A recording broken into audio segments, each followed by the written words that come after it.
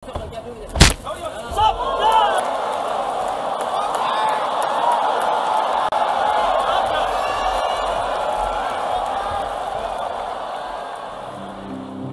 video na ito mga boss, ay ating balikan ang isa sa pinakamagandang bakbakan na naganap sa entablado ng palakasan.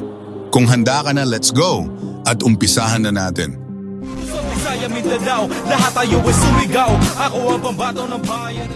Sa isang gabi ng matinding bakbakan sa Wadong Gymnasium sa Ansan, South Korea, noong ika-13 ng Oktubre, 2021, matagumpay na naidepensa ng Pilipinong boksingero na si R.R. Acero Andales ang kanyang World Boxing Organization Oriental Minimum Weight title laban sa mapanghamong si Min Fat Sam ng Vietnam.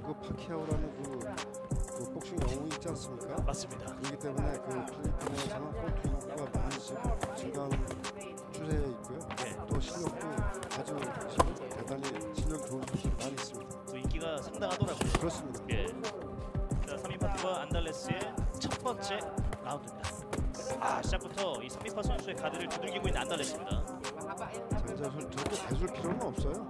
지금처럼 Bago pa man ang bakbakan mga boss, hawak ng Pinoy fighter ang 12 wins, 2 losses, and 4 wins sa pamamagitan ng knockouts.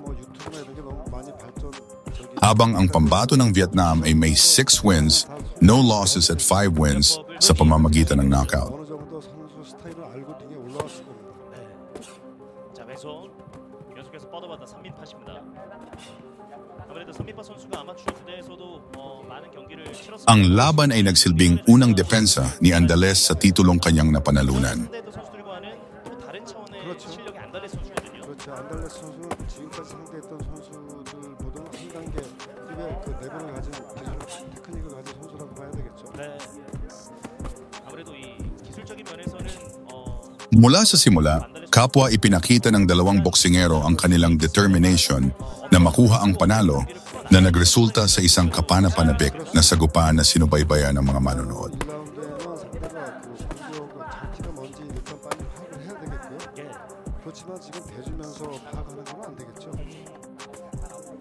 상대적으로 안달레스 선수가 3미팟을 상대로 손을 더 많이 뻗고 있습니다. 리링 왼손 연타 라이트. Agresibong simula ni Min Fat Sam. Kilala sa kanyang agresibong estilo ng pagsugod, sinubukan ni Min Fat Sam na dominahin ang mga unang round.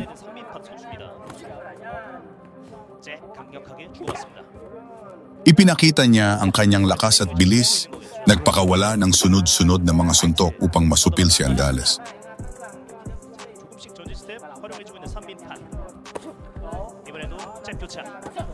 앞손 교차. 원투 두들겨 줍니다. 양 선수의 스타일이 아주 거의 똑같습니다. 아무래도 12라운드를 펼쳐주기 때문에 페이스 조절이나 완급 조절 이런 부분들도 상당히 중요할 수밖에 없거든요. 왼손에 깊숙하게 찔러봤다 3미판 반격을 보여주는 안달레스.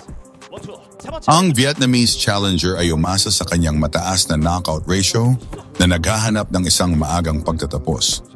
Gayunpaman, si Andales, na isang mas bihasang boksingero, ay nanatiling kalmado sa gitna ng pressure.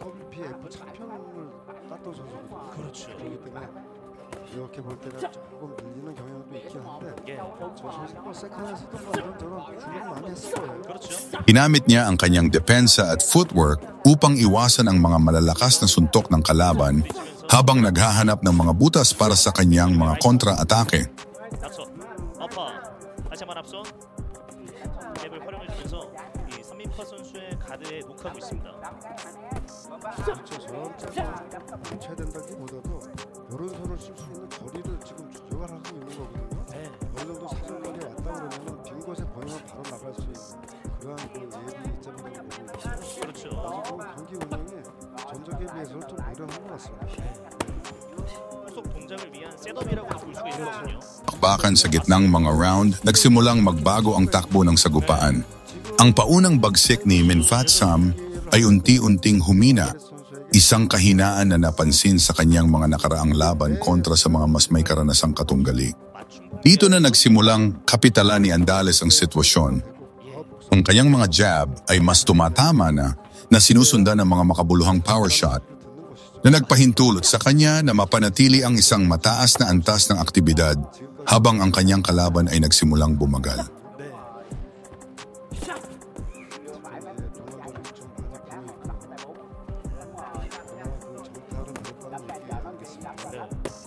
그만큼 지금 데미지가 쌓이고 있는 3m 선수 팔을 뻗었을 때 닿는 거리 그리고 안달레스가 팔을 뻗었을 때 닿지 않는 거리를 만들어내는 것도 중요한 것 같아요. 그렇습니다. 네. 지금은 너무 그렇게 붙어주니까 안달레스 선수가 하고 싶은 주먹을 다 내고 있거든요. 네.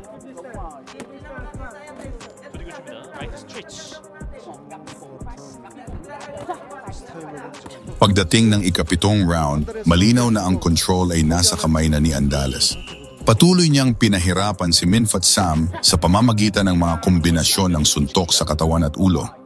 Ang walang tigil na open sa ni Andales ay nag-iwan sa Vietnamese na dehado at hirap na sa pagdepensa. 본인이 할 수 있는 것과 하고 싶은 것을 또 빠져나오는 안달레스. Dahil sa natamong pinsala at sa kawalan ng kakayahang tumugon ng epektibo, napilitan ng referee na itigil ang laban. Idineklara si R.R. Andales bilang panalo sa pamamagitan ng technical knockout na nagbigay daan sa kanya upang mapanatili ang kanyang WBO Oriental Minimum Weight Belt. Hindi lamang nito pinatunayan ang kanyang husay bilang isang kampeon, ngunit pinalakas din nito ang kanyang ranggo sa pandaigdigang entablado na nagbukas ng mga pinto para sa mas malalaking laban sa hinaharap. Para naman kay Minfat Sam, ang pagkatalo ay nagsilbing isa na namang aral sa kanyang karera na nagpapakita ng pangangailangan para sa mas mahusay na stamina at diskarte laban sa mga dekalibreng boksingero.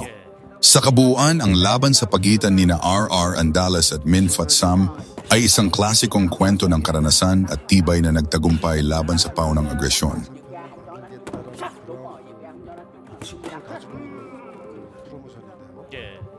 오늘 이 경기를 또 이겨줘야 여기 이기게 되면 또 WBO 세계 랭킹에 진입할 수가 있는 Ipinakita ni Andales ang puso ng isang kampeon na naghintay para sa tamang pagkakataon at kinuha ito ng may kumpiyansa upang makamit ang isang mapagpasyang tagumpay. 봐야 되겠죠.